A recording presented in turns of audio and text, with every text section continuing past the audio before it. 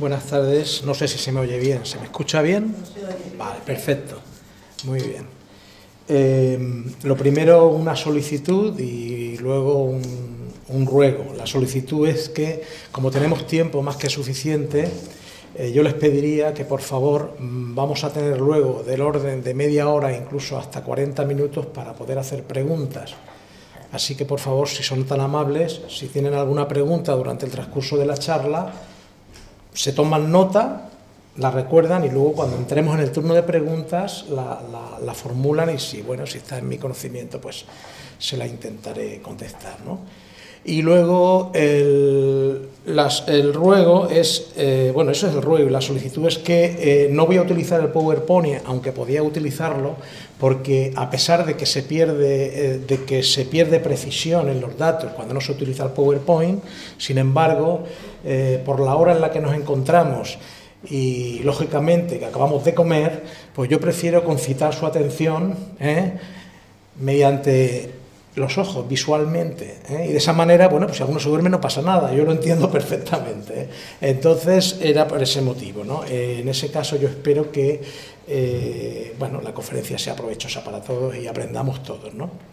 Antes que nada, dar las gracias evidentemente a Rosa por la magnífica organización de estas jornadas, por habernos invitado, y luego hacer un pequeño homenaje, un recordatorio a Sebastián de Arauco, porque cada vez que venimos a Galicia, para nosotros es una alegría conmemorar, recordar y rememorar aquellos viajes que hacíamos hace ahora 30 años, cuando Sebastián de Arauco tenía en aquellos momentos la Escuela de Asociación de Estudios Psicológicos y Espirituales en la ciudad de Vigo. Nosotros éramos hasta cierto punto no asiduos, pero sí una vez al año, pues solíamos venir por aquí. Incluso en alguna ocasión se nos invitó a realizar algunas conferencias y él también bajaba a nuestra asociación y pues de ahí surgió no solamente una amistad, sino un auténtico cariño, un auténtico afecto que se prolongó en el tiempo durante casi 20 años, hasta que él ya desencarnó. Bueno, pues vaya por delante mi homenaje a Sebastián, al que nosotros consideramos siempre como un maestro espiritual que tanto nos aportó porque nos ofreció, digámoslo así, una serie de contenidos espirituales y una serie de enfoques pedagógicos al respecto del conocimiento espiritual para complementar lo que nosotros ya sabíamos, lo que nosotros ya mediante la filosofía espírita de Kardec habíamos ya aprendido.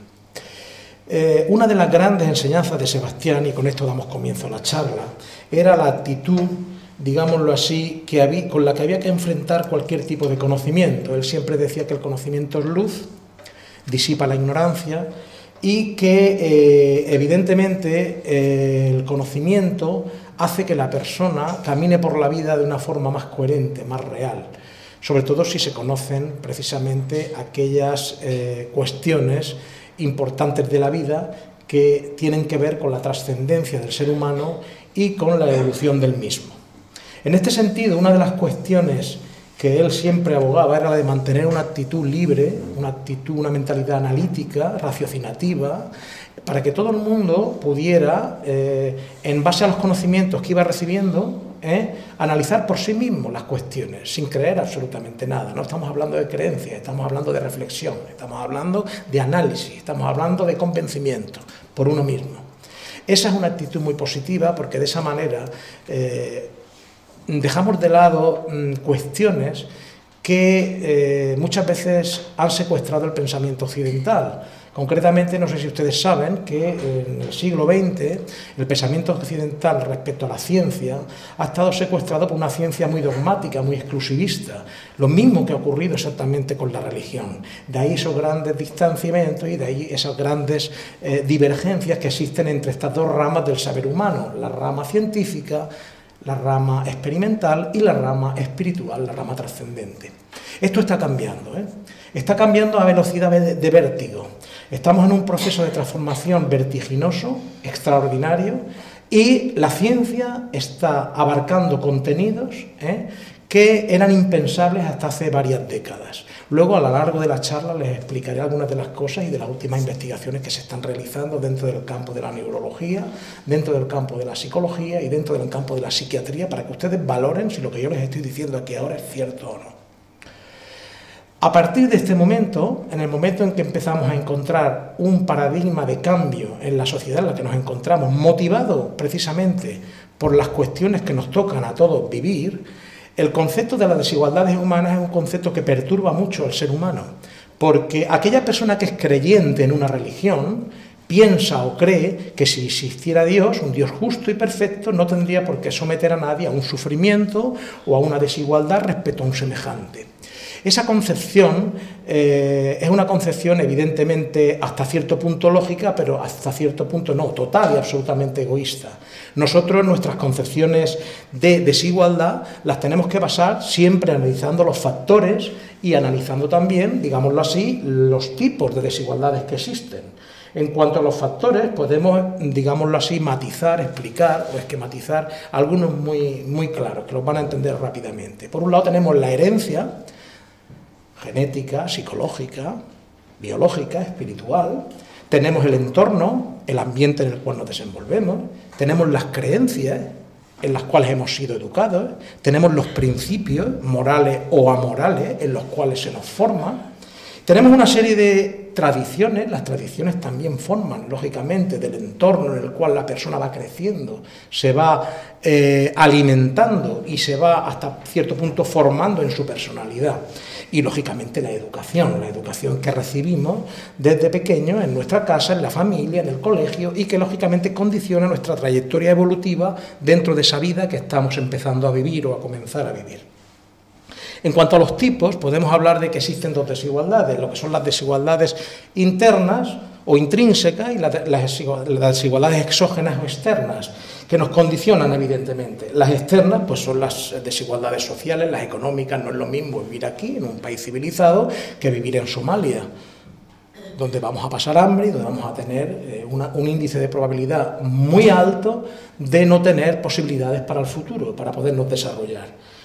Y en cuanto a las internas, pues están las desigualdades intelectuales, las desigualdades morales, las desigualdades espirituales y las desigualdades biológicas.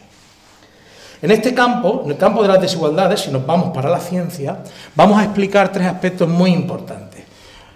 Hasta hace concretamente 15 años, hasta que no fue presentado en el año 2000 por el presidente Bill Clinton en la Casa Blanca, junto al doctor Francis Collins, el mapa del genoma humano, todo el mundo decía, bueno, pues si esta persona nace con esta tara biológica, con esta tara genética, con esta enfermedad congénita, pues es debido al gran saco de la herencia genética. Ese saco enorme, ese saco tremendo, al que todo iba abocado, todo iba abocado. ¿Qué es lo que ocurre? Se descubre el mapa del genoma humano y el profesor Francis Collins, pues, presenta en aquellos momentos en la Casa Blanca, porque fue el director de ese programa, premio Príncipe de Asturias de la Ciencia, nominado para el Nobel, todo un personaje, una autoridad científica extraordinaria. Pues este señor, cuando presentan este tema, empiezan lógicamente a darse cuenta de que no habían 100.000 genes en la constitución del mapa genético humano, sino apenas de 28 a 35.000, todavía está por definir. También empiezan a comprender que una ciencia muy cercana a la genética, que se denomina como epigenética, empieza a desmontar el mito del saco, el saco de la herencia. No quiere decir con esto que no haya herencia genética, por supuesto que la hay, y es muy importante. Pero los porcentajes de los que estamos hablando aquí ya no son un 90% de herencia genética y un 10% de epigenética. La epigenética es el desarrollo de la persona, es decir, la capacidad de modificar los genes a través de nuestras relaciones con el entorno, la sociedad en la que convivimos, la educación que recibimos, las acciones que realizamos y las actitudes que llevamos a la práctica, tanto mentales, psicológicas, como de acción, de puesta en práctica. Pues la epigenética, efectivamente, desde entonces hasta ahora ha tenido un recorrido bastante alto. Tanto es así que, efectivamente, hay una carga y una herencia genética a nivel biológico, pero la epigenética está cada vez en mayor progreso y en mayor evolución. Es decir, conforme el niño se va desarrollando, conforme la persona va desarrollándose y avanzando en la vida, sus genes se van modificando. Eso no quiere decir que no haya una parte que evidentemente procede de la herencia genética que nosotros tenemos. ¿Por qué digo esto? Puede ser importante, pero puede no serlo. Puede ser y puede no serlo por lo que voy a explicar a continuación. Al igual que en el aspecto genético tenemos esta dicotomía, en el aspecto psicológico ocurre exactamente igual. En el aspecto psicológico, ayer tuvimos aquí a un psicólogo que nos hablaba precisamente de la inteligencia emocional. Un concepto acuñado por el doctor Goleman, David Goleman, psicólogo clínico de la Universidad de Harvard, una de las principales y más importantes eminencias dentro de la psicología clínica, que últimamente escribió un libro que se titula Emociones destructivas, la forma de afrontarlas y superarlas, que yo les recomiendo que lean, porque es muy interesante para complementar lo que es la información espiritual que nosotros tenemos. Goleman nos explica que las emociones muchas veces no forman parte de lo que es la conciencia, porque la conciencia es algo indeterminado, que nadie ha sabido medir. Uno de los grandes problemas que ha tenido la ciencia en el siglo XXI y uno de los grandes paradigmas por el cual está la ciencia acercándose a la espiritualidad, no es ni más ni menos que cuando los científicos de finales del siglo XX creían haber descubierto, mediante la famosa teoría del todo, la explicación a todo lo que ocurre en el universo, se dan cuenta de que todas esas teorías maravillosas que tenían, que podían explicar, se vienen abajo. Porque da la casualidad que la materia ya no es la materia. La materia no es algo permanente, no es algo fijo, no es algo que se puede tocar. Con las investigaciones, concretamente, que se están haciendo del bosón de Higgs, con las investigaciones que se están haciendo de las subpartículas que forman la materia, automáticamente ya la ciencia está variando el rumbo. Y se están dando cuenta que lo menos material que existe es precisamente la materia. Desde Demócrito, del cual oímos hablar ayer, cuando el átomo fue descubierto o fue planteado, digámoslo así, hasta hoy, la materia se creía como algo tangible, como algo inamovible, como algo perenne. Y efectivamente nada de eso es verdad. Esa es una de las grandes decepciones de la ciencia materialista del siglo XXI. Comprobar que la materia, en el fondo de la materia, lo que existe es energía. Y viene a corroborar esta información precisamente todos los estudios de la física cuántica. Las subpartículas atómicas que forman la materia se disgregan e incluso pueden ser al mismo tiempo más pequeñas y cada vez más pequeñas. ¿Hasta dónde? Ni siquiera se sabe. Están en ello, están intentando investigar. Ese fue el primero de los paradigmas que se rompió y que ahora está empezando a dar vueltas a la mayoría de los científicos ortodoxos sinceros. Los sinceros, los que abogan por el descubrimiento de la verdad, los que se arrogan la atribución de saber la verdad absoluta y en su orgullo se niegan a reconocer, a investigar otra serie de campos de investigación, esos siguen estancados como siguen los religiosos del siglo XIV en la época del oscurantismo medieval y la escolástica. En ese caso, ese fue el primero de los grandes fracasos. El segundo de los grandes fracasos, el espacio. Se creía que el espacio era un lugar. Ayer escuchamos al compañero Mauro que nos estuvo explicando que el espacio no es un lugar. El espacio se alarga, se contrae, tiene una relación directa con la dimensión del tiempo y evidentemente es algo que escapa a la física. Algo diferente. Y luego el tercero y el más grande de los digámoslo así, de las decepciones de aquellos que buscan la verdad, dentro de la ciencia, dentro de la espiritualidad, dentro de todo eso, el tercero es la conciencia. Nadie sabe lo que es la conciencia. Y los científicos del siglo XX habían abandonado el estudio de la conciencia. ¿Por qué? Porque no se podía medir, no se podía mensurar, no se podía estructurar, no se podía determinar. Nadie definía qué era la conciencia de forma clara, porque no existían elementos para definir la conciencia. Ese es el tercero de los grandes paradigmas que se están cambiando y que están acercando a la ciencia sincera a lo que es la espiritualidad. Luego veremos el porqué de algunas de estas cosas. Yo les he hablado de la herencia genética, ahora les voy a hablar de la herencia psicológica del ser humano. Ayer, como estuvimos hablando, como estuvimos escuchando, nos hablaron de un concepto que es válido dentro de psicología, como es la lotería biológica. La lotería biológica no es ni más ni menos que aquello que a cada uno, biológicamente, por herencia genética, nos viene de atrás, en el aspecto psicológico. ¿Qué es lo que ocurre? Nosotros sabemos, por el campo espiritual, que esto no es cierto. Sí que es cierto que los comportamientos de los humanos, desde el momento en que nacen, los periodos prenatales y natales del niño son importantísimos a la hora de condicionar su futura conducta, su futura, digámoslo así, su futuro desarrollo. Pero lo que no estudia la psicología es lo que ocurre antes del nacimiento. ¿Qué es lo que ocurre en el vientre de la madre? ¿Existe vida psíquica prenatal? ¿Existimos antes de la vida? Pues vayamos a recurrir a la ciencia de nuevo y centremos nuestro aspecto en lo que dicen los embriólogos y lo que dice un psicoanalista muy importante de Oxford, llamado Robert Waller, que dice lo siguiente: la conciencia de la madre durante el periodo de desarrollo del feto es el nutriente, es el caldo de cultivo necesario para que el niño desarrolle los esquemas psíquicos cuyo origen procede de existencias anteriores. ¿Qué nos están diciendo aquí? Esto no me cuadra. No me cuadra. ¿Cómo que de existencias anteriores?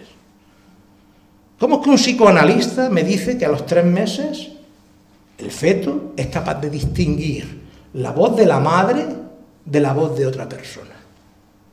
¿Cómo es que un embriólogo como el doctor Thomas Barney nos dice que cuando nosotros estamos estimulando el feto puede sentir, puede oír, puede ver, puede emocionarse? En las primeras etapas, no estamos hablando ya del feto desarrollado con 7 u 8 meses, estamos hablando en las primeras etapas.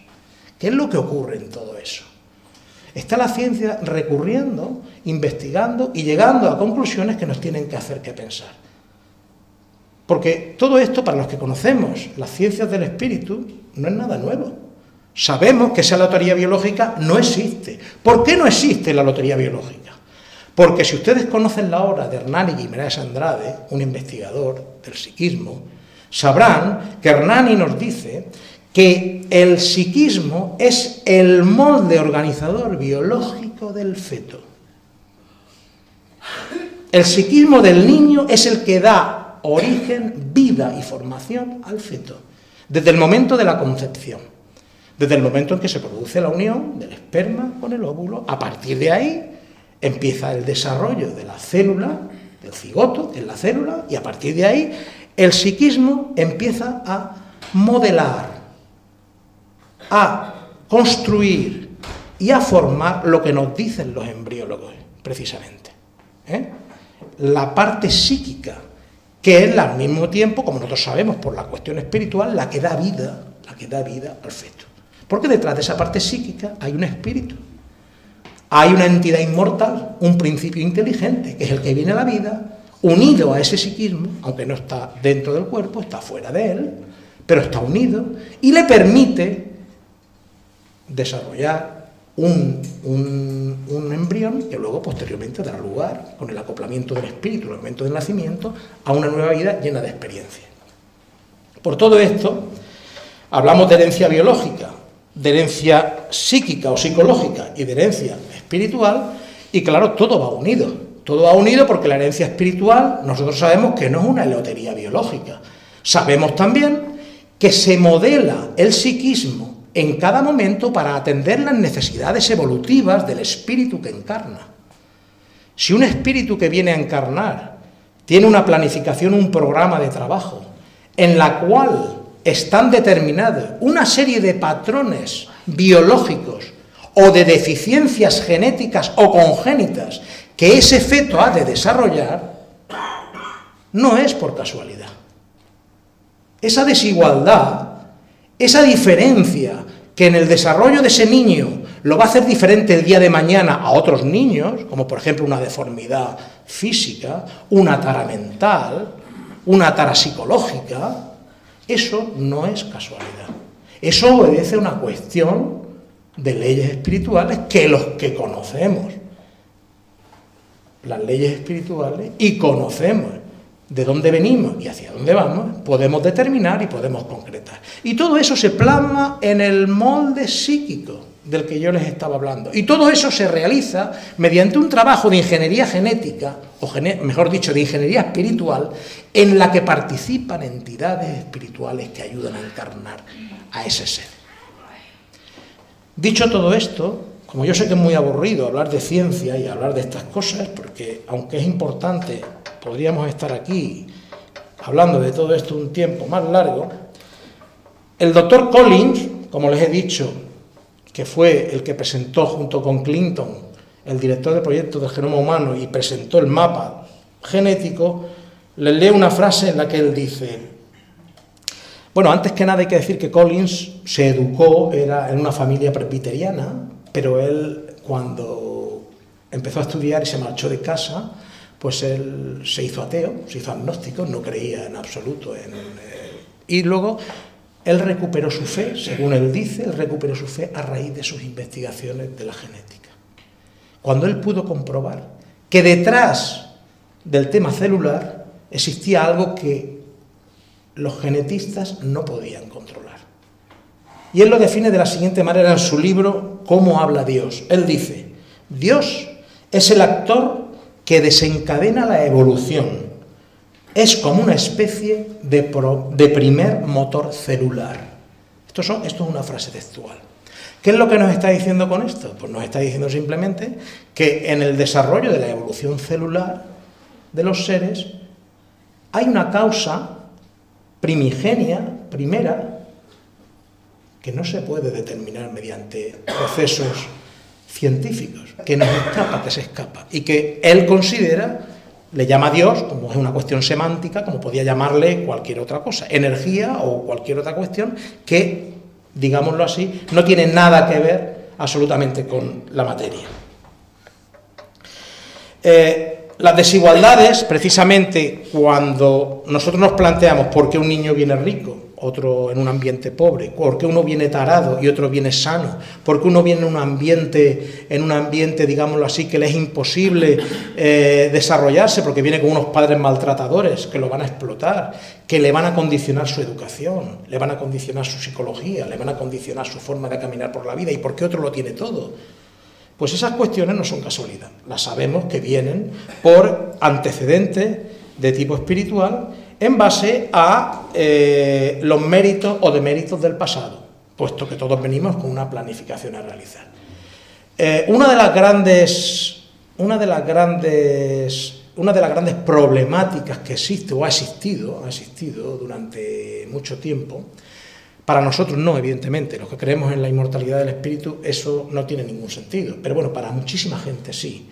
Es concretamente aquellos que aducen que toda causa, todo efecto que acontece respecto a la vida, el origen de la vida, el origen del hombre, etcétera, etcétera, son efectos casuales, son fruto del azar, fruto de la casualidad. Y luego resulta que estás viendo la naturaleza y nada hay fruto del azar. Ves que todo se concatena, todos son causas y efectos. Del azar no puede salir nada. El azar, ya hace 3.500 años, en el Kybalión nos decían, el azar es el nombre que se da a una ley que se desconoce. Como no se conoce, se le pone el nombre de azar, de casualidad. Pero el azar no existe. El azar no existe. Existe la consecuencia, la causa y el efecto. La causalidad, en una palabra. A veces nos dicen, bueno, porque una persona ha nacido con estas taras o en este sitio y otra persona nace destinada a morirse de hambre, puesto que no tiene ninguna posibilidad. Si ya acudimos a la religión, lo tienen muy fácil. En la religión siempre nos han dicho, no, son designios inescrutables de Dios. Eso no se puede saber. A cada uno lo que le toca. Es propio de mentalidades del siglo XIV.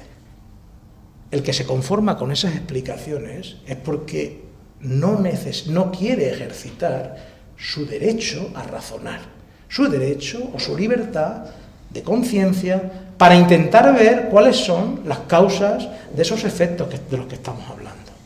Pues claro que no es propio de una actitud arbitraria de ningún poder superior u omnímodo.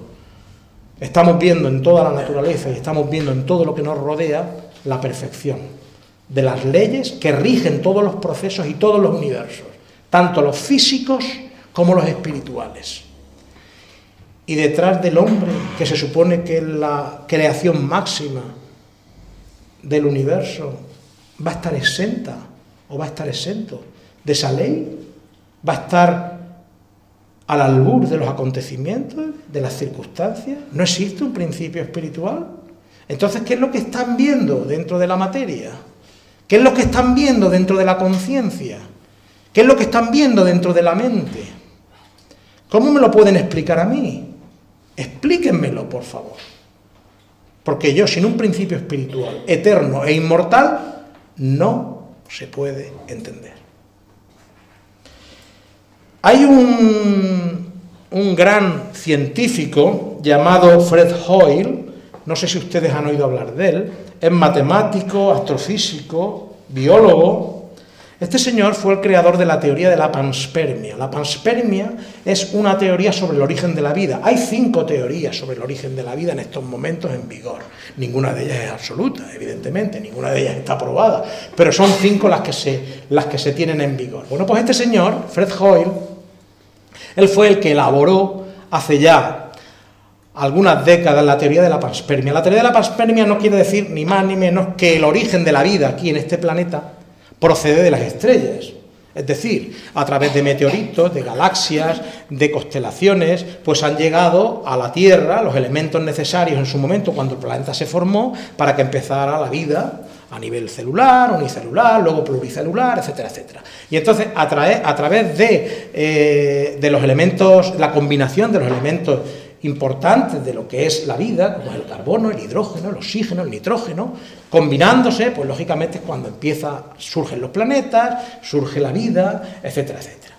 Este señor, pues que en esto ya le digo, era el que elaboró esta teoría, él dice, yo lo digo por si les suena de algo, lo digo por el paralelismo de la ciencia con la espiritualidad, yo les digo lo que él dice.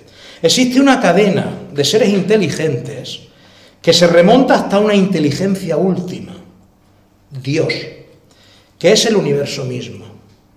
Dios es igual al universo. Fred Hoyle, matemático y astrofísico. Este señor, en principio, su teoría quedó ahí, en el limbo. Lógicamente fue atacada, como he comentado anteriormente, por los científicos exclusivistas que no son capaces de ver más allá de sus propias narices. Pero, sin embargo, vino la evidencia a confirmar lo que él estaba hablando. Concretamente, el doctor Franz Crick fue precisamente el descubridor de la molécula del ADN. Crick dice, el origen del ADN no es de la Tierra. Lo que transformó al ser humano de un primate o un homínido en hombre no es de la Tierra. Cada uno que piense de dónde puede ser. Aquí no vamos a entrar en disquisiciones porque no es nuestra obligación hablar de esto hoy. Pero bueno, lo vengo a comentar simplemente para que veamos que cuando nosotros adoptamos una actitud dogmática o fanática en la disciplina que sea, una disciplina científica, una disciplina filosófica, una disciplina espiritual o una disciplina teológica, estamos ya cayendo automáticamente en el error. Porque dejamos de mantener la mente abierta y no somos capaces de razonar ni de entender las causas que pueden producir los efectos que no conocemos. En ese sentido, como he comentado, los religiosos dicen, son designios inescrutables de Dios, pero ¿es que sabemos acaso qué es Dios? ¿Tenemos capacidad para comprender a Dios? Nuestra limitada inteligencia, nuestra limitada conciencia nos permite entender eso que, entre comillas, llamamos Dios. Si lo hablamos como una cuestión semántica y entendemos por Dios ese señor que nos han pintado las religiones de barba blanca, sentado en un trono rodeado de ángeles, tocando la lira, pues evidentemente es fácil de comprender lo que es Dios. Pero es que Dios no está a nuestro alcance de entendimiento, no está a nuestro alcance de comprensión. Nosotros podemos ver a Dios en su obra, en sus efectos, pero no en su origen. Y sus efectos son la naturaleza, la perfección de las leyes que nos rodean, el hombre mismo, que es una obra extraordinaria, formada por esos tres elementos, el espíritu, periespíritu, cuerpo biológico, cuerpo físico. El mismo cuerpo físico es una obra de ingeniería extraordinaria. Solo puede surgir de un ser perfecto. Más de 3 trillones de células en perfecta armonía, en constante renovación, en constante modificación. Ayer hablábamos del cerebro. Nos comentaban el tema sobre la inteligencia emocional y hablábamos del doctor Davidson. Davidson, con su teoría de la plasticidad cerebral, te está diciendo, señores, el cerebro está cambiando diariamente. Constantemente las neuronas mueren y nacen. Constantemente estamos modificando nuestra cuestión biológica, psicológica y espiritual. Y si entramos ya en el campo de las emociones, los pensamientos y los sentimientos, bueno, podemos hacer una conferencia aparte. Pero independientemente de esto, a lo que vamos, no me quiero desviar. He comentado antes el tema que nos dicen algunos embriólogos y psicoanalistas respecto a la vida antes de la vida, de que venimos antes de la vida, que tenemos un psiquismo que tiene una herencia psíquica anterior y que en el feto empieza a desarrollarse y a través de la conciencia psíquica de la madre empieza a recuperar su conciencia psíquica en base a sus experiencias anteriores. Esto que nos lo ha dicho un embriólogo y nos lo dice un psicoanalista de Oxford, resulta que yo me voy a la historia y miro Plotino, un señor que vivió en el siglo II después de Cristo, el creador de la doctrina neoplatonista, junto con Amonio de Sacas y algunos otros. Y este señor dice así, en el siglo II después de Cristo, cada alma recibe el cuerpo que le conviene y que está en armonía con sus antecedentes, según sus existencias anteriores. Comparemos la definición que yo les he dado anteriormente del embriólogo y la definición que nos da Plotino en el siglo II. Nos está diciendo exactamente lo mismo, que nuestro alma es un ser inmortal, venimos de atrás y antes de venir a la vida ya traemos las condiciones que tenemos que traer para vivir la vida que tenemos. Y en esas condiciones es donde muchas veces se definen las desigualdades. En esas condiciones. ¿Por qué? Porque esas condiciones no las fija el azar, las fija nuestro ser espiritual. ¿En base a qué? En base a las necesidades evolutivas de progreso que cada uno de nosotros tenemos. Porque la reencarnación no es ni más ni menos que un elemento de progreso, una misericordia que se nos concede en la trayectoria evolutiva del ser para poder ir avanzando, para poder ir elevando nuestra conciencia, nuestro espíritu, nuestras capacidades de amor, nuestras capacidades de conocimiento, nuestras capacidades de avance espiritual. Así pues, las desigualdades prácticamente tienen su origen en causas, en unas causas muy concretas. Y muchas veces las personas, por ignorancia, tendemos a situar el origen de las desigualdades en ese ser superior. Hacemos lo que se dice en psicología la transferencia, de la que ayer hablaban también aquí. Creemos que los errores corresponden a nosotros. Proyectamos en los demás nuestros propios errores. Hay 4 mecanismos de transferencia. Ayer nos explicaron 3, pero yo les explico el cuarto. El cuarto es la racionalización. La racionalización de no aceptar nuestros propios errores.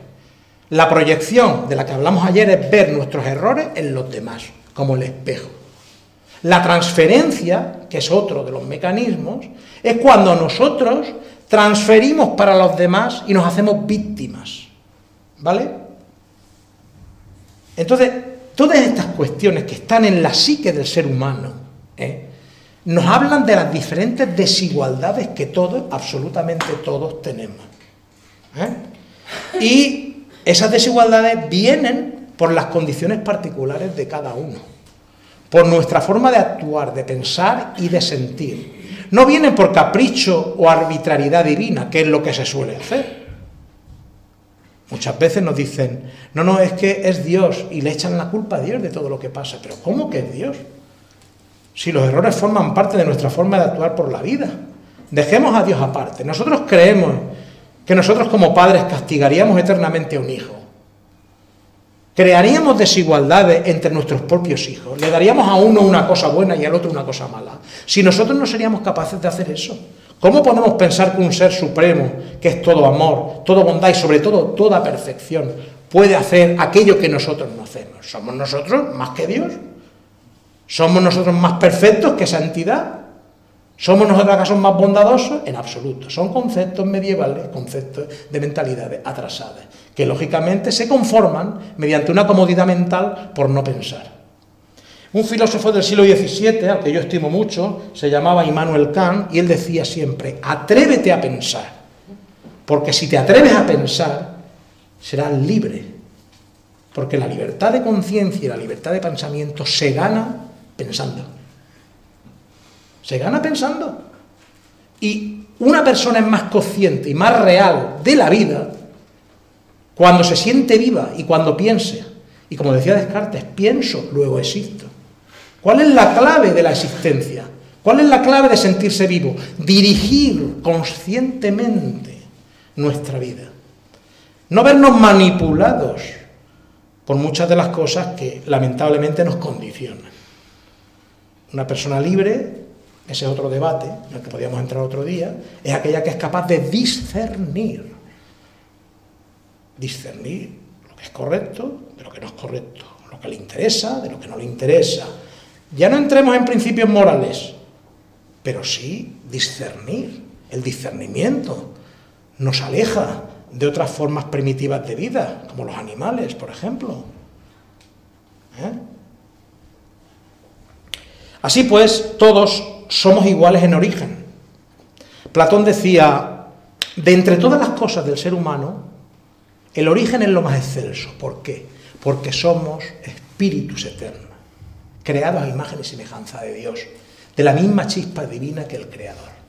Somos eternos, somos inmortales, desde el momento en que somos creados, pero tenemos que ganarnos con nuestro trabajo, con nuestro esfuerzo, con nuestro merecimiento a través de vida tras vida, ganarnos esa plenitud, esa felicidad, ese esplendor de conciencia al cual todos debemos de llegar. Y eso se consigue mediante el trabajo, mediante la superación de nuestras tendencias negativas. Si queremos, mediante la reforma interior de la que hablaba Kardec. Porque si nosotros nos reformamos interiormente, si nosotros conseguimos mayores niveles de virtudes y menos de defectos, pues estamos avanzando en el camino de la evolución. Aristóteles decía, en su Ética de la Virtud, el término medio, es en el término medio, como nos lo dicen los orientales, en el Tao. Todo en la vida tiene una dualidad. Ayer nos hablaba Mauro de la dualidad, y es efectivamente así. Hay una dualidad, pero tenemos que intentar buscar el equilibrio, y el equilibrio es el término medio. En fin, todo esto nos viene a decir, se viene a comentar, por el hecho de que las desigualdades humanas no vayamos a creer solamente que debemos transferirlas a Dios, sino que muchas veces esas desigualdades son creadas por nosotros mismos, la persona, y además en la propia vida se notan esas mismas circunstancias y las consecuencias de nuestros actos erróneos, equivocados. Una persona que durante su adolescencia o durante su infancia, pues, o mejor dicho adolescencia, cuando ya empieza a tener razonamiento, elige un camino equivocado, la droga, por ejemplo, o elige un camino pues llega un momento determinado que a lo mejor cuando pasan unos años ha estado sembrando las causas que luego le van a generar pues un problema de cáncer, un problema de pulmón, un problema de cualquier otra cosa. Evidentemente, esas causas no se las podemos achacar a nadie. Es nuestra actitud, nuestra acción incorrecta, equivocada por la vida, la que nos lleva a sufrir esas consecuencias, que nos hacen desiguales a los demás. O sea que en la propia vida recibimos también muchas veces lo que sembramos. Claro,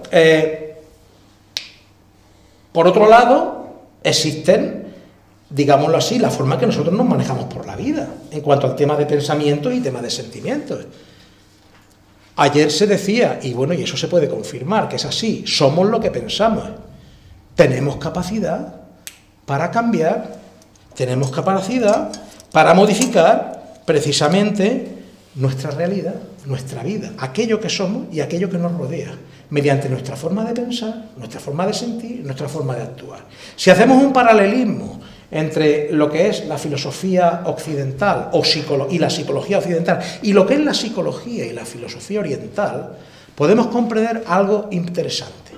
Por ejemplo, los orientales nos dicen que, concretamente los budistas, los hinduistas, que el control de nuestra mente es importantísimo para superar las aflicciones, para superar las enfermedades, para superar el sufrimiento. ¿Por qué? Ellos lo basan en dos cuestiones, concretamente dentro del budismo tibetano lo basan en dos funciones, que son lo que ellos le llaman la calma mental, que es el samatha, y lo que le llaman la visión profunda, el vispayana.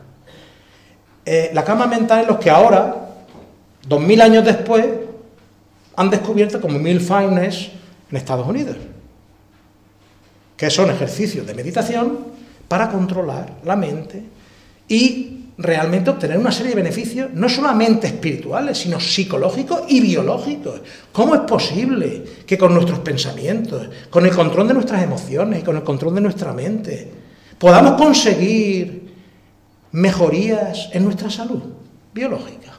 ¿Cómo es posible que el doctor Jon Kabat-Zinn, en más de 200 hospitales de Estados Unidos, desarrolle técnicas o terapias de rehabilitación en aquellos pacientes que han tenido cirugías muy agresivas, cánceres, y que han sufrido problemas de estrés y de ansiedad o estrés postraumático, y que a través del mindfulness, a través de la meditación y de técnicas concretas, mejoran su sistema inmunológico, controlan su ansiedad, eliminan de la depresión, regulan la presión arterial. Todo esto que le estoy hablando yo no es teoría, es una realidad probada desde hace más de 12 años, en más de 200 hospitales en Estados Unidos. Entonces, ¿cómo es posible que simplemente con unos ejercicios mentales yo pueda mejorar mi salud psicológica y mi salud física o biológica? ¿Qué es lo que ocurre ahí? Es que la mente, ¿qué es? Es que cómo se controla, es que cómo se domina, es que el cerebro. Luego te llega el doctor Davidson y te dice, pues no señor. En su laboratorio de neurociencia afectiva en la Universidad de Wisconsin, el doctor Davidson, con su libro, que le recomiendo, El perfil emocional de su cerebro, yo les recomiendo que lo lean, El perfil emocional de su cerebro, ustedes en ese libro encontrarán cómo los pensamientos, la forma de pensar y la forma de emocionarse condicionan nuestra actividad neuronal, modifican nuestra estructura cerebral y hasta cierto punto pueden modificar hasta nuestro carácter de ir por la vida. Volvemos al paralelismo. Esto que nos dice Davidson en pleno siglo XXI, porque estas son investigaciones de hace 8 o 10 años, no se crean que estamos hablando de algo mucho más atrás, esto que nos dice Davidson, Aristóteles lo resumió en una frase muy sencilla: un pensamiento conduce a una acción. La acción repetida se convierte en hábito y el hábito continuado se convierte en carácter. Si usted quiere tener un carácter determinado y ser de una manera correcta, empiece por controlar sus pensamientos. Empiece porque esos pensamientos le lleven a unas acciones correctas. Esas acciones crearán en usted por repetición un hábito y ese hábito le llevará a un carácter. Pues esto es la ética de la virtud de Aristóteles. Y esta ética de la virtud de Aristóteles, 2400 años después, empiezan a investigar y a comprobarla los científicos. Por eso decía yo al principio, estamos en un momento importantísimo de la humanidad, porque la ciencia que avanza de verdad está acercándose a la espiritualidad, a la realidad de la trascendencia. Ayer nos hablaban de la inteligencia espiritual. ¿Cómo a Freud se le podría ocurrir hablar de inteligencia espiritual? Él no pensaba en esas cosas. Freud estaba más en el aspecto biológico de las patologías mentales, que evidentemente era su función. Y Freud fue una persona extraordinaria en cuanto al avance que dio al psicoanálisis y a las enfermedades mentales. Pero no todos son enfermedades mentales. No todos estamos enfermos mentalmente. Hay una problemática terrible en estos momentos en la sociedad norteamericana, porque más de 85 millones de norteamericanos toman ansiolíticos a diario. Hay un exceso de medicación por un mal diagnóstico realizado por los psiquiatras. Todo por cubrir una serie de determinados intereses de determinadas farmacéuticas. Eso es un debate que está en la calle en Estados Unidos. ¿Ustedes saben lo que son 85 millones de personas a diario tomando ansiolíticos? ¿Qué pasa? ¿Que están locos todos allí en Estados Unidos?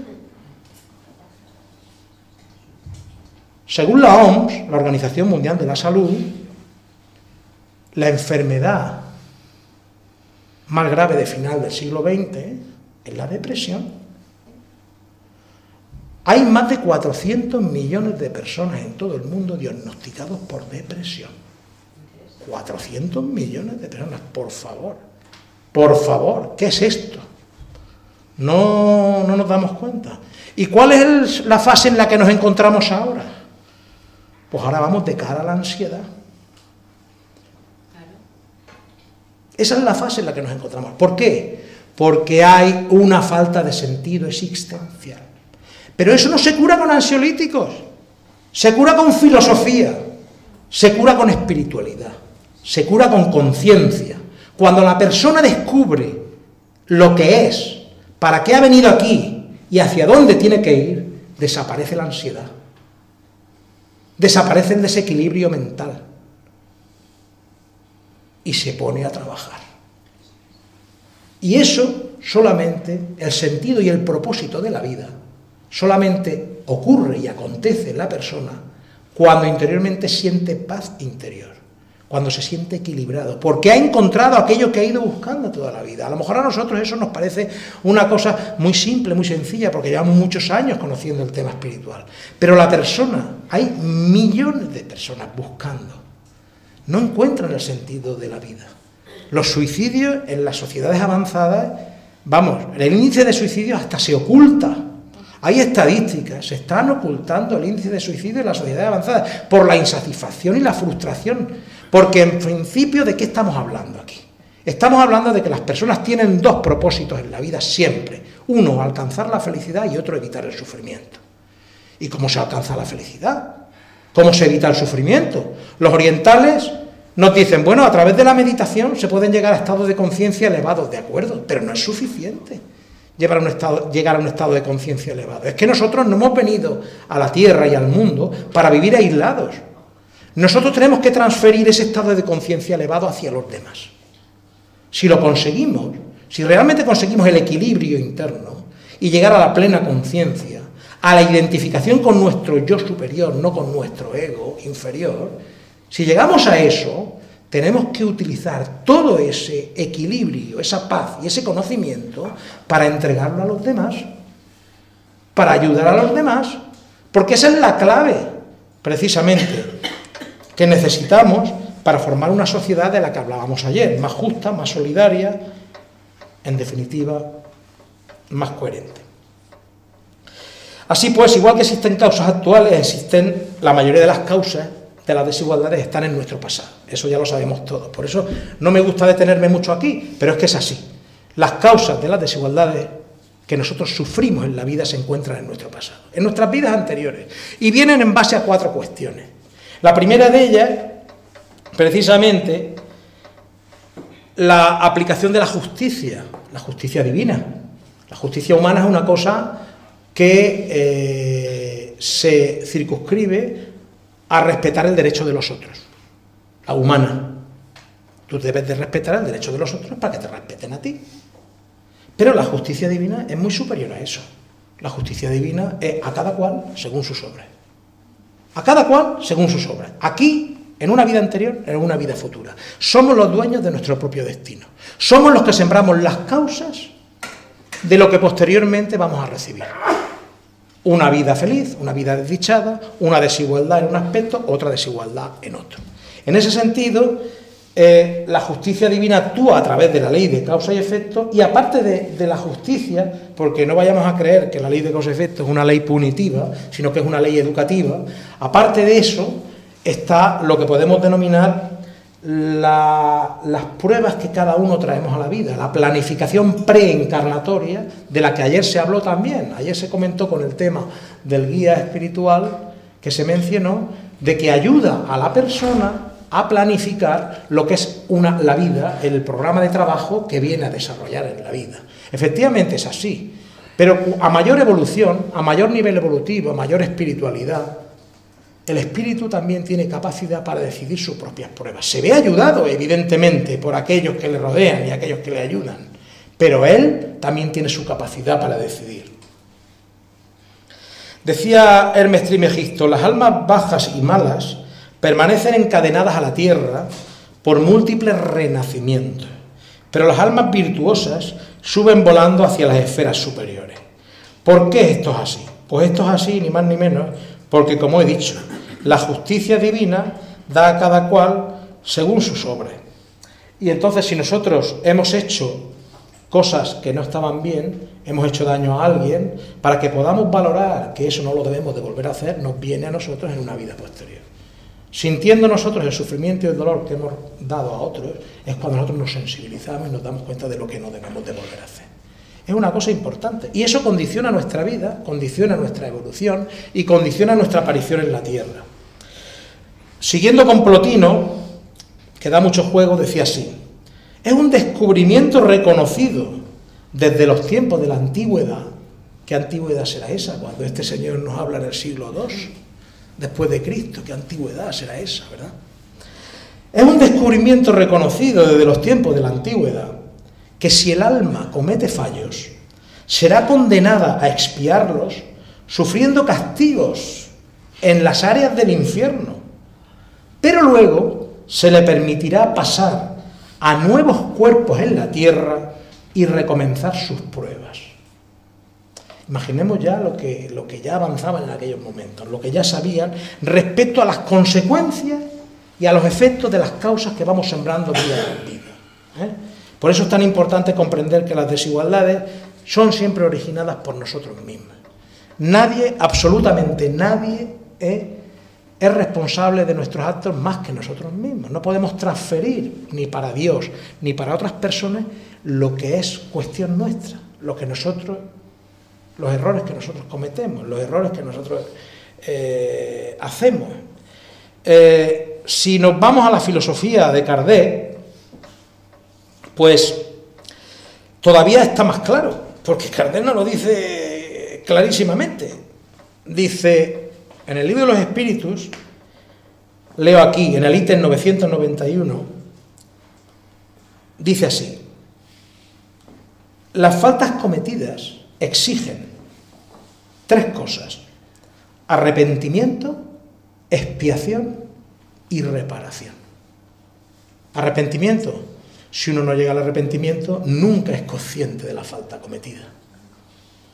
Cuando ya se ha arrepentido, pues llega la expiación, pagar el daño que hemos hecho a otros, nosotros. Y luego la tercera parte, la reparación, es la más difícil. Reparar aquella falta, aquel daño que hemos hecho a otros. Es la más difícil, porque implica una actitud. La actitud del perdón, la actitud del cambio, la actitud de la humildad. Y lógicamente, como estamos en evolución y todavía estos conceptos son para nosotros muy abstractos y muy difíciles de conseguir, pues lógicamente nos cuesta más. Pero no obstante, esa es la cuestión que nos ayuda a eliminar lo que son las desigualdades. Porque en realidad las desigualdades tienen un parámetro, y el parámetro siempre es el mismo: el nivel evolutivo que nosotros tenemos, el nivel de perfección o imperfección. La imperfección es igual a sufrimiento. Nuestra imperfección genera las causas del sufrimiento presente o futuro. Y esa imperfección que todos tenemos, los celos, las envidias, los odios, los orgullos, malentendidos, todas esas cuestiones, sin darnos cuenta, afloran y agreden a los demás. ¿Por qué? Porque no tenemos un control sobre nosotros mismos. ¿Y por qué no tenemos un control? Yo quiero controlarme a mí mismo, yo quiero saber exactamente, ser mejor, pero ¿cómo? Es que no sé cómo hacerlo. Pues hace 2000 años ya te lo decían. Si quieres salvarte del abismo, conócete a ti mismo. Empecemos por conocernos a nosotros mismos y empecemos por controlar esos pensamientos y esas emociones negativas que salen de nosotros muchas veces sin darnos cuenta y que perjudican a los demás. Cuando nosotros hagamos ese acto de introspección, en el aspecto occidental, San Agustín lo tenía muy claro. Invitaba todas las noches a que la gente hiciera un examen de conciencia, un autoanálisis. Y siempre intentara ponerse en el lugar de los demás. Esa cualidad tan importante de la que se habla, que es la empatía. Ponerse en el lugar de los demás, comprender a los demás. Y pensar, si yo en este día he hecho esto y esto y esto, esto que yo he hecho a los demás, volverlo en oración por pasiva y decir, bueno, esto que yo he hecho a otro, si me lo hacen a mí, ¿yo cómo me siento? ¿Cómo me sentiría? De esa manera adquirimos conciencia. Conciencia de nuestras actuaciones, conciencia de nuestras realizaciones y de nuestros pensamientos. Y somos capaces de empezar a conocernos a nosotros mismos. Conociéndonos a nosotros mismos podemos reparar la falta y podemos hacer lo que he comentado antes de Aristóteles.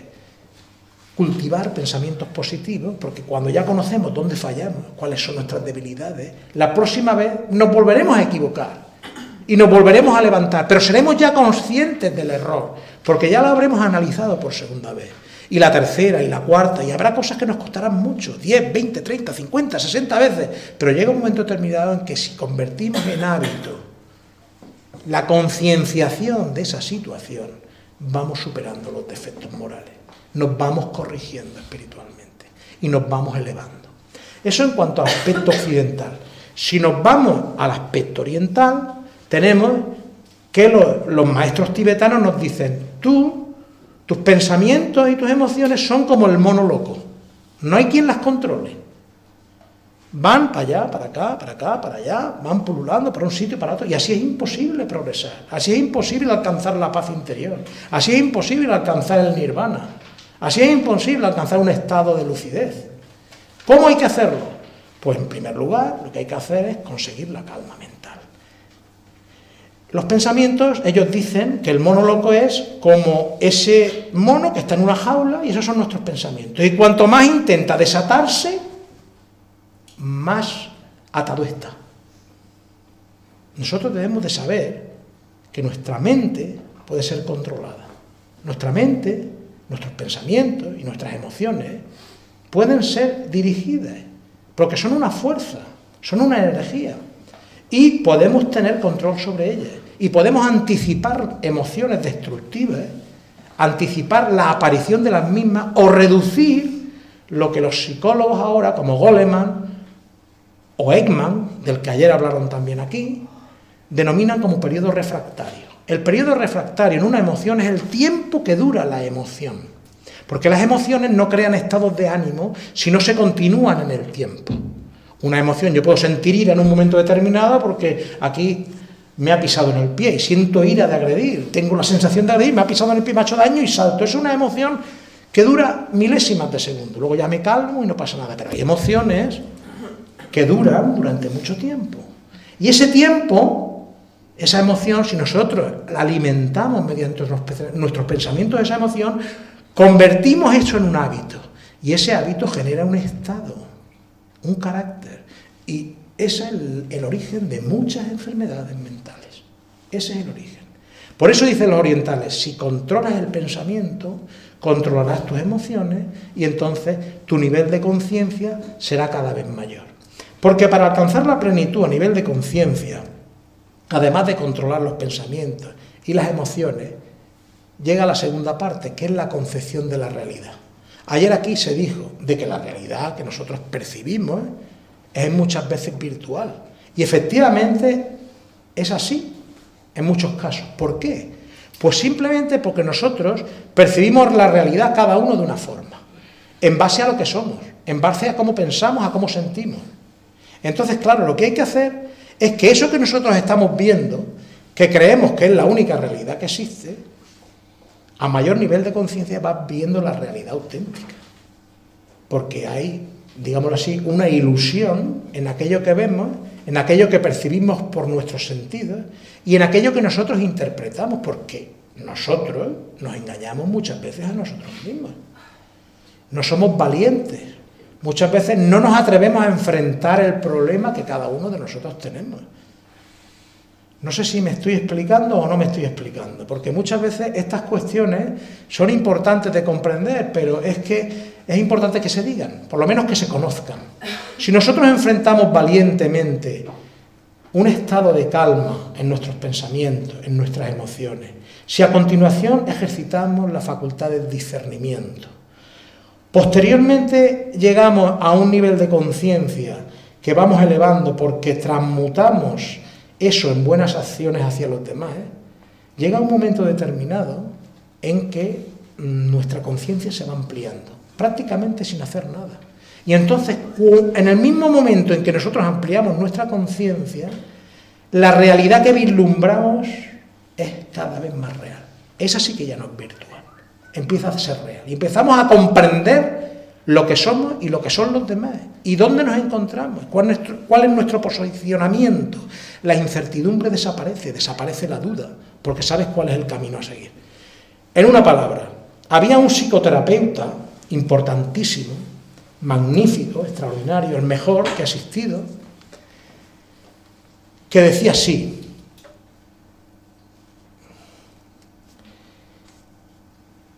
ama a Dios y al prójimo como a ti mismo. En el amor al prójimo como a uno mismo, empieza la clave de la plena conciencia. Porque lo primero para alcanzar el nivel de conciencia superior es amarnos a nosotros mismos, querernos a nosotros mismos, respetarnos a nosotros mismos, valorarnos a nosotros mismos, para luego, a continuación, empezar a respetar, valorar y amar a los demás. Ese psicoterapeuta superior, que todos ustedes saben quién es, simplemente vino a decir: lo que yo hago, lo podéis hacer vosotros. Yo soy hijo de Dios, un espíritu en evolución. Vosotros también lo podéis hacer. Lo mismo que yo hago, lo podéis hacer vosotros. Ese fue uno de los grandes mensajes de Jesús. Ya no ese sentido, siempre decimos que ya está hasta denostado por la teología y por la psicología, ese sentido de ese ser sufriente que viene a liberar al mundo con su sangre, con su dolor, con su penitencia. Ese no es el mensaje de Jesús. El mensaje de Jesús es el mensaje del amor, el mensaje de la libertad de la conciencia, el mensaje del progreso espiritual, el mensaje del ejemplo, del paradigma, de hacia dónde podemos llegar. Ese es el auténtico mensaje de Jesús. No es el mensaje del sacrificio, no es el mensaje de la sangre, no es el mensaje del dolor, es el mensaje del amor, del consuelo, de la esperanza. Ese es el auténtico mensaje. Y si nosotros seguimos esa senda, es una senda, en primer lugar, de salud mental, psicológica y fundamentalmente espiritual. Pero aparte de salud, es una senda de liberación del error, de liberación del sufrimiento, de liberación de la aflicción, de liberación de la guerra interna, de liberación de todas aquellas emociones, pensamientos y sentimientos destructivos que nosotros generamos por nosotros mismos, que nos condicionan y que nos retrasan en nuestro estadio evolutivo. Es muy importante que comprendamos esto, porque muchas veces nosotros decimos, bueno, ¿cómo puedo yo hacer esto? ¿Cómo puedo yo llegar a esto? ¿Cómo puedo conseguir un mayor nivel en este sentido? Pues simplemente poniéndote y ayudando al servicio de los demás. Cuando uno se entrega a los demás, se olvida de sí mismo. Y ese egoísmo que todos tenemos, ese orgullo que es uno de los principales defectos, que nuestro ego constantemente está intentando alimentar, va desapareciendo. en el momento en que tú te entregas a los demás, en el momento en que tú ofreces tu vida bajo un principio, bajo un significado, bajo un sentido concreto y determinado, noble y altruista, sea donde sea, en cualquier... no hace falta tener una religión, no hace falta, digámoslo así, pertenecer a una escuela filosófica, no hace falta pertenecer a un gremio científico. Si tú buscas la verdad y buscas la honestidad y buscas el amor, estás en el camino. Entonces, yo quisiera terminar porque me gustaría que ahora pasemos al coloquio, porque se han quedado muchísimas cosas en el tintero. De verdad, les digo lo que es. Me gustaría terminar con un ejemplo importante, y que ustedes conocen seguro. Es la historia de un personaje muy famoso en el mundo entero.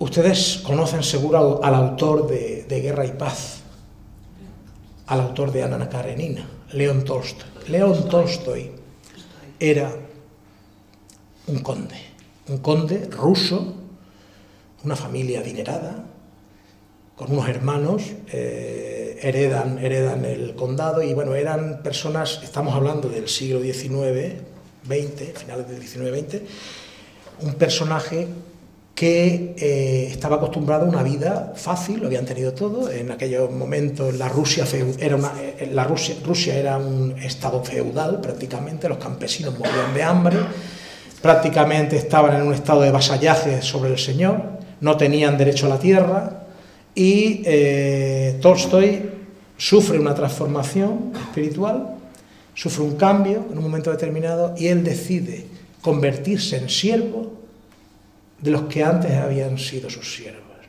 servir a los que él sirvió. Entonces llega un momento en que Tolstoy abandona, digámoslo así, la ciudad en la que vivía, renuncia a sus posesiones y se va a otra ciudad para que no lo conozcan, y se pone a trabajar de campesino con los campesinos. Pero mantenía todavía contacto con su ciudad de origen, con su familia, claro, evidentemente.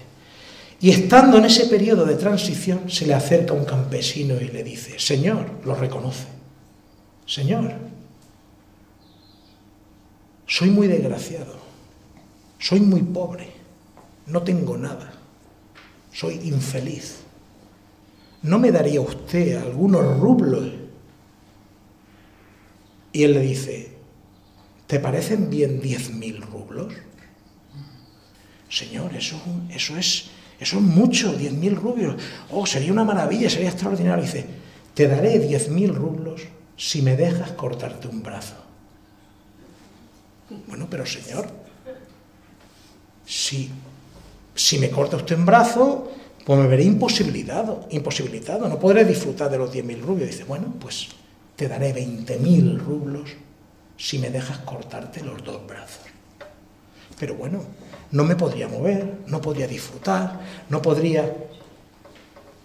Si no te parece suficiente, te daré 50.000 rublos si, aparte de dejarme cortarte los 2 brazos, me dejas que te deje ciego. Bueno, señor, entonces no viviría, esto sería... Pues entonces, mi querido hermano, no te quejes. Porque cuando alguien tiene algo tan valioso, que no puede vender, tiene la mayor riqueza y el mayor tesoro de este mundo. No es una persona infeliz, es una persona feliz. Por lo tanto, valora tu vida, valora lo que tienes, valora tus principios, valora tu amor y tus actitudes hacia tus hermanos. Y no me vengas a decir que eres infeliz, que eres pobre, que eres desgraciado, simplemente porque no tienes dinero. Algo que no solamente no da la felicidad, sino que crea la esclavitud y la infelicidad en el hombre. Con esto damos paso al coloquio. Gracias.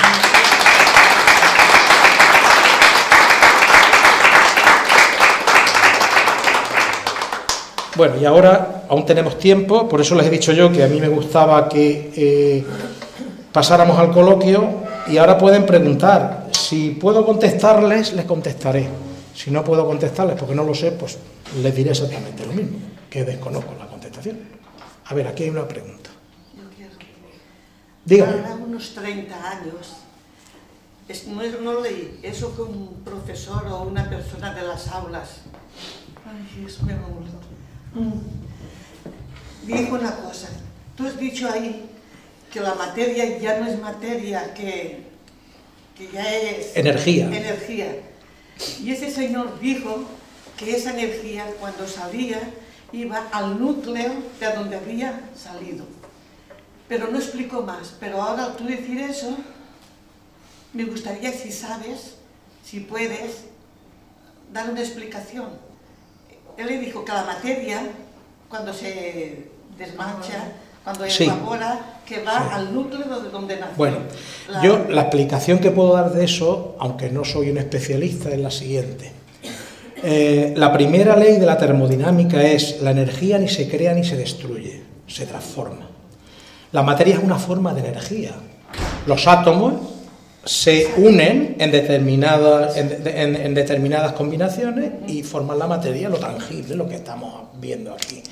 Cuando la materia se disgrega, o esos átomos se disgregan en distintas formas, pues dejan de formar materia. Imaginemos el hielo. El hielo tiene una materia sólida, pero cuando se evapora y se forma vapor de agua, porque se derrite, tiene una materia gaseosa.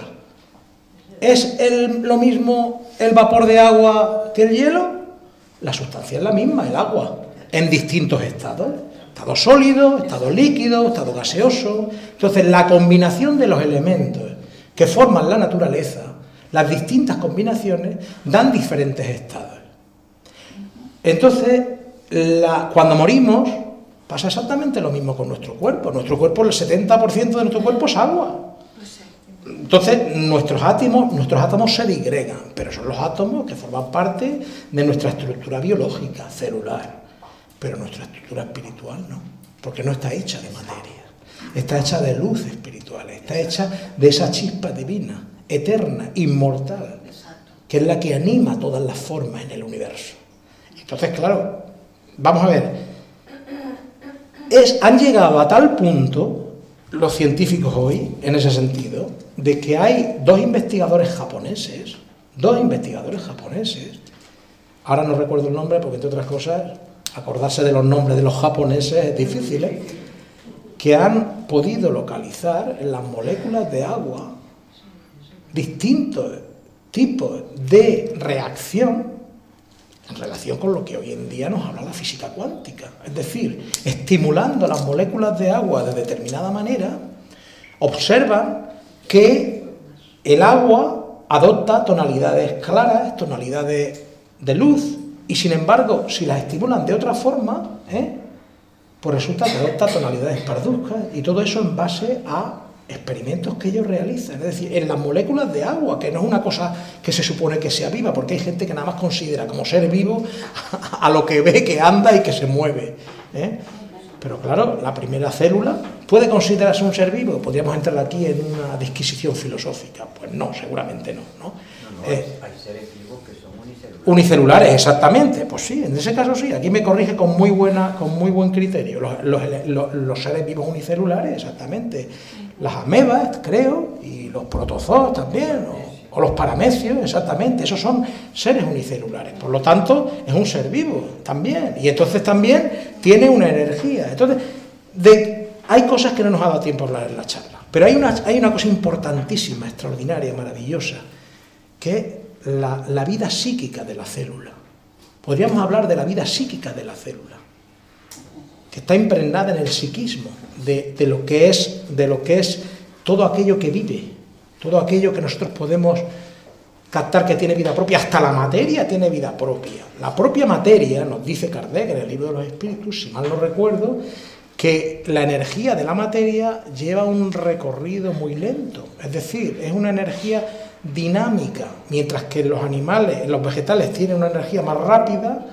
en los animales mucho más rápida y en el hombre ya todavía mucho más rápida. Entonces, la energía de la que está constituida la materia, que está constituida las plantas, los animales, y la energía psíquica, digámoslo así, en una palabra. Entonces, es lo que estamos hablando. Está todo impregnado de vida.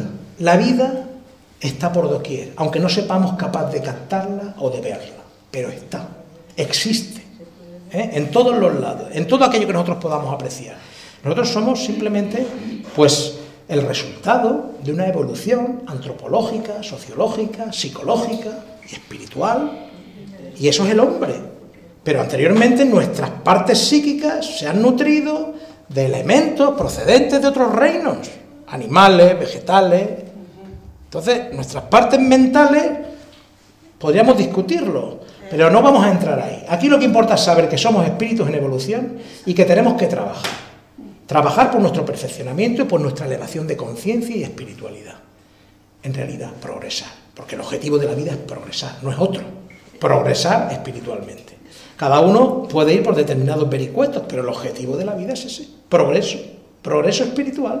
Y para progresar espiritualmente hay que eliminar lo que nos perjudica y potenciar aquello que nos eleva, que nos ayuda a tener mayor nivel de conciencia. A ver, hay una pregunta.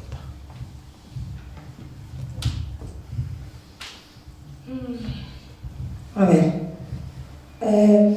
yo quería destacar un poquito, que casi no se habla, de lo que son los animales, porque en tiempos remotos, bueno, no me voy a extender, pero lo digo por información de los esenios, aquello tan antiguo, que hay muchos apartados donde también Jesús habló de los animales, es otro debate posiblemente, ya que la carne en aquellos tiempos pues se hacía de todo con ella, ¿no? Y se sigue haciendo, lo cual, si puedo decirlo, claro, también hay muchas enfermedades, muchísimas. Pero entonces, el debate que tú planteas, ¿qué? ¿Un debate de vegetarianismo o de la naturaleza de los animales? No, los esenios, que también hay otros libros de la antigüedad, también hay muchísimas más cosas, unido a lo que tú has dicho antes, ¿no? Todo eso que tú has dicho y otras cosas también. ¿Pero cuál es la pregunta? La pregunta. Bueno, a ver. La pregunta es que más que pregunta. Bueno, yo te contesto. Vamos a ver si puedo contestarte de alguna manera. Mira, hay un dicho que dice: el espíritu, bueno, mejor dicho, el espíritu no, miento. El psiquismo duerme en el mineral, siente en la planta o en el vegetal, se emociona en el animal y razona en el hombre. ¿Qué quiere decir? Porque nuestra evolución psíquica, no espiritual, psíquica, pues ya te lo estoy diciendo, de dónde procede, ¿no? Estamos compuestos de una serie de elementos que lógicamente desconocemos, pero sabemos esa trayectoria. Yo he hablado durante el transcurso de la charla al principio de un investigador que era Francis Crick, que dice que la molécula del ADN no procede de la Tierra, viene de fuera. Y hace 50.000 años, en una investigación realizada con homínidos en la Universidad de California, una universidad donde, en Illinois, en Chicago, la Universidad de Chicago, una universidad donde hay 86 premios Nobel han salido de esa universidad.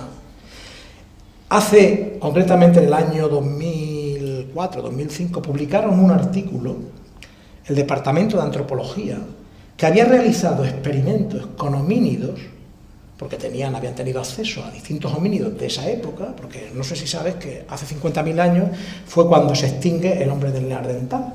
Y el Neandertal llega un periodo determinado, como han descubierto ahora, que convive con el Homo sapiens, conoce al Homo sapiens, tiene relación con el Homo sapiens, pero son dos ramas distintas, Bueno, entonces, pues han realizado estos investigadores de Chicago esas investigaciones y lo han hecho desde dos aspectos: genéticamente, con ADN, y con tomografías cerebrales de los cráneos. Han realizado tomografías cerebrales, han realizado resonancias, han hecho una serie de cosas. Pero sobre todo tomografías. Y entonces han podido comparar, y en esa etapa de hace unos 50, 55.000 años, ellos dicen que se produce, lo dicen ellos, se produce una mutación genética en esa época. Hay otros que argumentan que esa mutación genética del ADN, que estos investigadores de Chicago, de la Universidad de Chicago, están diciendo, es precisamente el origen de la especie humana. Esa mutación es la aparición del ADN humano. Esa mutación, la que se produce, según dicen ellos, yo no sé si eso es cierto o no es cierto, pero si eso es cierto, habría que preguntarse, ¿quién produce esa mutación? ¿Quién realiza eso? ¿Se produce por generación espontánea? ¿O hay algún elemento que interviene para producir esa mutación? Pues hay quien dice, sí, vinieron de otros planetas y realizaron una mutación genética en algunos homínidos, y eso dio origen a la especie humana. Hay quien mantiene esa teoría.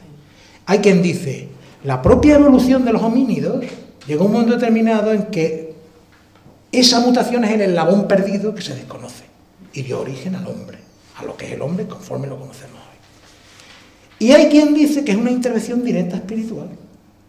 Dios, en un momento determinado, aprovecha el psiquismo evolucionado del que estamos hablando, que venía de animales, y en un momento determinado, con determinadas personas, ¡pum!, lo implementa, y a partir de ahí es cuando nace la especie humana.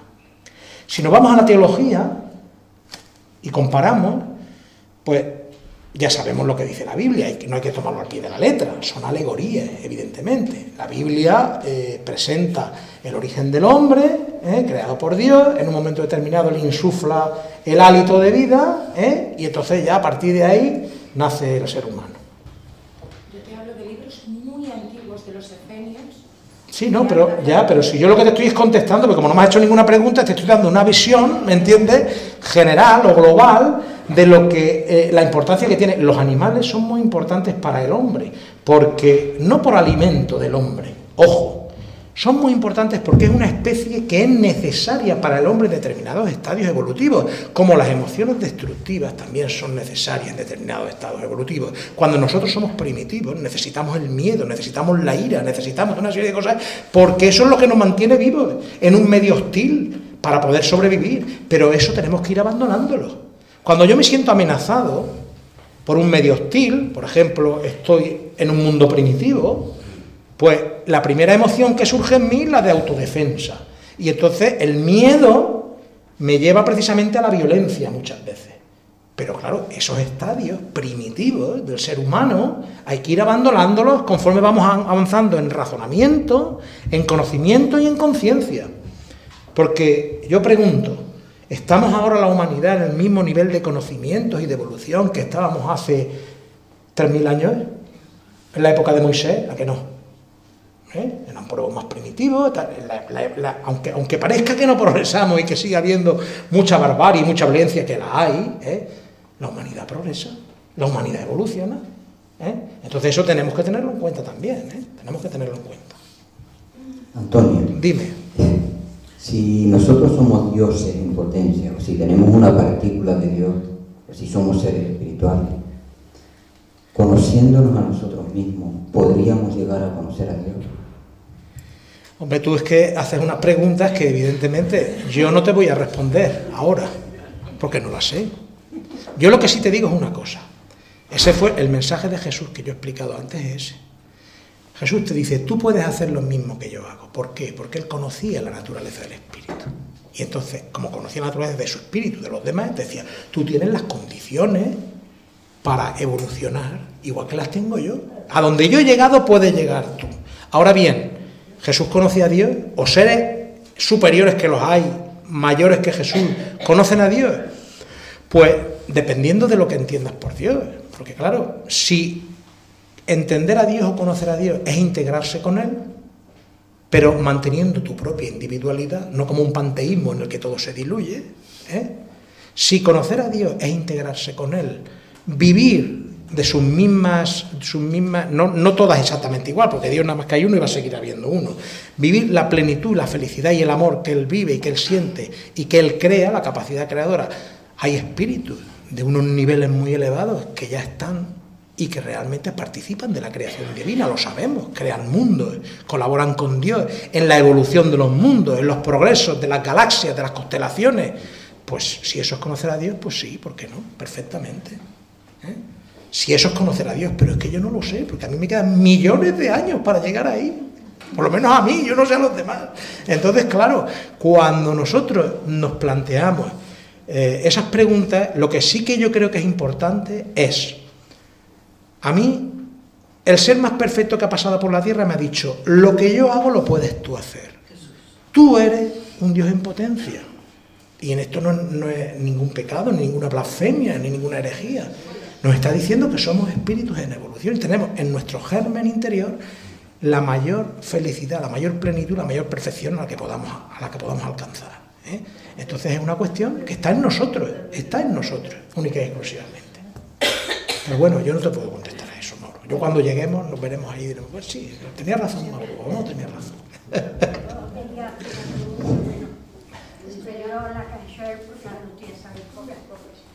Pero si dicen que Dios es una energía, que Dios no lo podemos ver frente porque no tiene una imagen física. No tiene ninguna forma, claro. Dios es espíritu, sí. Eso.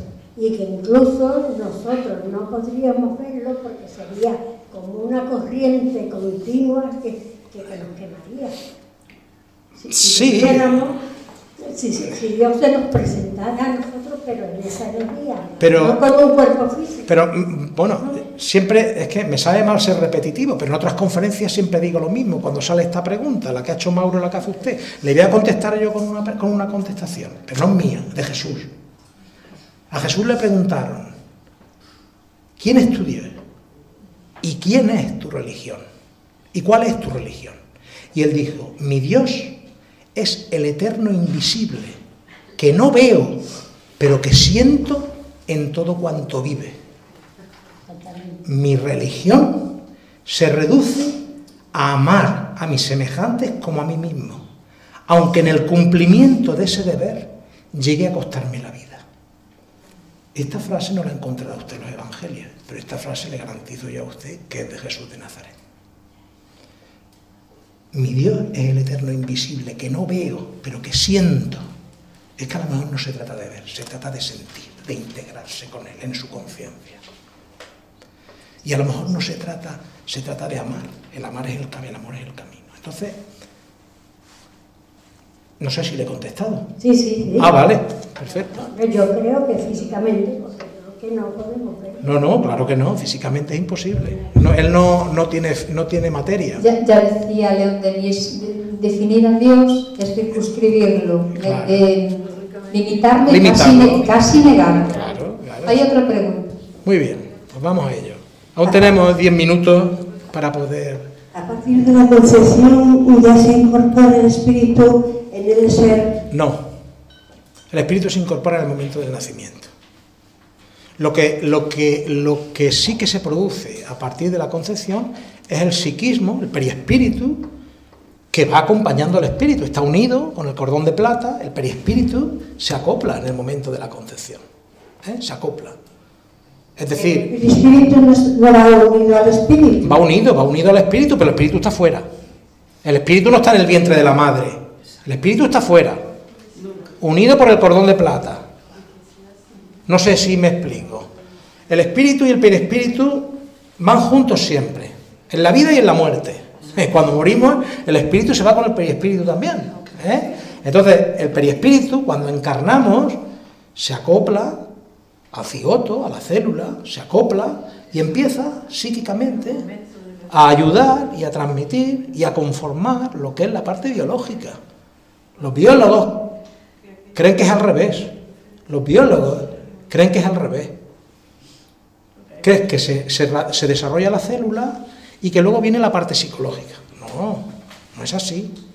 La célula se desarrolla, empieza a desarrollarse porque hay un impulso. Y ese impulso le viene del psiquismo, del periespíritu, que está conectado con el espíritu. ¿vale? Es ahí como se produce. Y ahí es donde se producen esas modificaciones que hemos leído en determinados artículos espirituales o libros espirituales, donde dicen que los arquitectos que planifican la reencarnación modifican el periespíritu de forma que esa persona o ese niño cuando nazca tenga determinadas características y cumpla un plan predeterminado en la vida. Se hacen ajustes, se hacen cambios previamente aceptados por la persona o el espíritu que encarna, si tiene un nivel medio de evolución, evidentemente, porque eso tiene un propósito, y es el propósito del plan que ha de cumplir ese espíritu en la vida. Entonces esa es una cuestión importante que tenemos que tener claro. Hay muchas cosas que desconocemos y que ignoramos, muchísimas. Tú hablas de psiquismo. Sí. Te escuché hablar de psiquismo, incluso en las palabras de León Denis utilizaste la palabra psiquismo cuando él utiliza espíritu. Entonces, ahora entendí que la definías periespíritu. Claro. Sí, es que, entonces quisiera que me definas ahí. Pues yo te defino, el periespíritu es el cuerpo intermedio entre el espíritu y el cuerpo biológico. Así de sencillo. Quiero saber a qué le dices psiquismo tú. El psiquismo, vamos a ver, estamos hablando de cuestiones semánticas. Todas las personas, las que no tienen conocimientos espirituales, si tú, para distinguir entre alma y espíritu, decimos, el espíritu es cuando el alma está liberada del cuerpo, cuando ya no está en el cuerpo, y de esa manera la gente lo entiende, el alma está... Pero cuando hablo de psiquismo, estoy hablando de la parte psíquica, que incluso tiene un antecedente, digámoslo así, evolutivo también. ¿Estás hablando de la individualidad espiritual que evoluciona? No. Cuando hablo de psiquismo, el psiquismo he comentado anteriormente que viene desde la parte material. Tú lees a Allan Kardec y te dice que ya en la materia más densa existe psiquismo. Tiene un psiquismo, con una mecánica energética muy lenta, que luego en el vegetal se desarrolla de otra manera, en el animal de otra manera y en el cuerpo del ser humano. A ese psiquismo me refiero. El periespíritu es que es algo más complejo que el psiquismo. No sé si... No, el periespíritu, yo lo sé diferenciar. Por eso digo, el periespíritu, como bien sabe, por ejemplo, ahora acabo de decir yo, cuando la persona muere se va el espíritu con el periespíritu, pero no se va el espíritu con todo el periespíritu. Sabemos que hay una parte del periespíritu, una parte que tiene una parte semimaterial, que se queda aquí con el cuerpo físico. Cuando los órganos pierden su funcionalidad y empieza a morir el cuerpo biológico, la parte que anima la vida, la parte semimaterial del periespíritu que anima la vida, muere con los órganos físicos. El periespíritu se va con el espíritu en la parte importante, y de eso es precisamente, porque es el que constituye el molde biológico, guarda la memoria,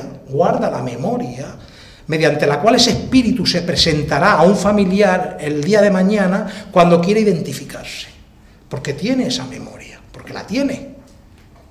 El espíritu no tiene forma, pero el periespíritu sí lo tiene. Cuando alguien se nos quiere mostrar desde el plano espiritual, se te muestra precisamente para que tú lo reconozcas en una identidad que tú lo puedas reconocer. Si se te presenta de dos existencias anteriores donde no tuvo relación contigo, es el mismo espíritu, pero tú no le conoces. Y a lo mejor ha sido tu abuelo en la última. Se te tiene que presentar con la imagen de tu abuelo para que tú lo reconozcas y pueda transmitirte el mensaje que él te quiere transmitir. Entonces, a veces hablamos de psiquismo y es falta también de precisión, porque en una conferencia, como he dicho anteriormente al principio de la charla, la precisión, cuando se habla de esta manera, baja. No es lo mismo que en un PowerPoint, donde yo las definiciones las explico tal y como son, con puntos y comas. No sé si me termino de explicar. Pero a mí lo que me confundió es cuando sustituiste la palabra espíritu por psiquismo. No, yo en ningún momento, si lo he hecho, ha sido involuntariamente. Cuando hablaste de León Denis que dice el espíritu duerme, y yo, despierta el hombre, dijiste psiquismo, entonces a mí me confundió. Yo dije, ¿a qué llama psiquismo? Entonces a la individualidad espiritual, eso me confundió. No es la individualidad espiritual. Por eso te lo pregunto. Exactamente. Mira, el psiquismo sería lo que otros llaman cuerpo vital. Es que... Es el que se descompone en la tumba. Estamos, vuelvo a repetir, estamos en definiciones en cuanto al tema semántico, cuanto al tema de llamar las cosas de una manera. Depende de la escuela que tú elijas. Tú, por ejemplo, si eliges una escuela filosófica determinada, te va a hablar de psiquismo, te va a hablar de cuerpo vital. Para uno, el cuerpo vital significa una cosa, que puede ser lo que tú estás diciendo, y para otro el cuerpo vital significa otra. Como el doble etérico para uno significa una cosa y para otro significa otra. Como el cuerpo astral para uno significa una cosa y para otro significa otra. Entonces, para la precisión y la definición, yo lo que recomiendo es que se vaya a Kardec y se utilice, por ejemplo, lo que Kardec define en ese sentido, si queremos utilizar esa terminología. Pero cuando tú hablas en público y cuando tú hablas para un público, digámoslo así, que hay de todo tipo de personas, e incluso cuando hablas en términos científicos, porque los científicos no utilizan la palabra espíritu, la palabra alma sí, pero la palabra espíritu no la utilizan, hablan de sinergia, hablan de psicosoma. Entonces yo te pregunto, ¿el psicosoma es lo mismo que el cuerpo vital? Pues puede serlo. Si en la parte del periespíritu, que se desgaja y se queda cuando muere el cuerpo físico, puede serlo, ¿por qué no? Pero entrar en esas disquisiciones pienso que no es el sentido de la conferencia. A ver si me entienden lo que quiero decirte. Podemos discutirlo, podemos elaborar un debate al respecto, pero lo importante es que eso no se quede como algo trascendente. Lo importante es el sentido que estamos dando aquí a lo que es la trascendencia del ser humano, las desigualdades y por qué se producen. A la confusión. Por eso yo he dicho que si se recurre a las fuentes de Kardec, que son sencillas, espíritu, periespíritu y cuerpo físico, pues ahí nos vamos manejando. Con eso nos vamos manejando a nivel genérico. Luego ya podemos entrar en otras cuestiones. Pero evidentemente el psicosoma, del que hablan algunas escuelas de tipo parapsicológico y esotérico, el psicosoma tiene que ver mucho con lo que tú has comentado. Con el... Es que parece ser que entre el cuerpo físico sí. y el perispíritu, sí. o cuerpo... Sí, bueno, entre lo que nosotros decimos periespíritu y cuerpo físico. Hay el cuerpo vital, que sería también lo que otros llaman aura. Y volvemos a lo mismo. Sí. Volvemos a lo mismo. Entonces, si entramos en esa dinámica, volvemos a lo mismo. ¿Qué es el aura?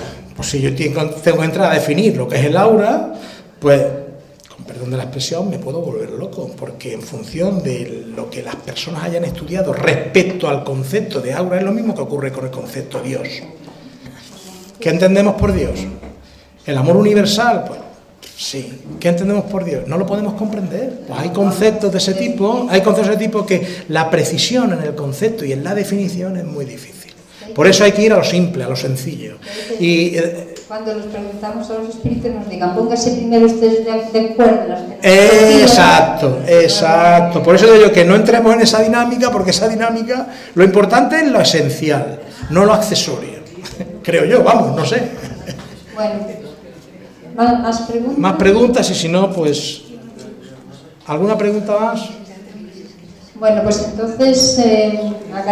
doy las gracias y ya me retiro. Bueno, pues muchas gracias a todos porque no se han dormido, ¿eh? Muchas gracias.